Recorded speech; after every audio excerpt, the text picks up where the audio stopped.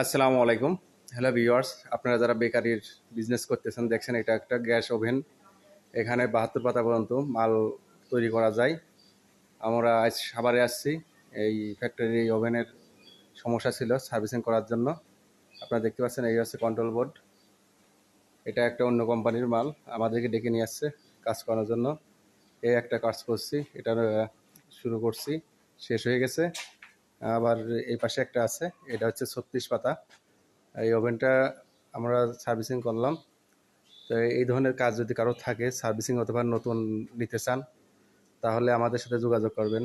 আমরা এ ধরনের কাজ করি এবং সেল করি এবং সার্ভিস করি।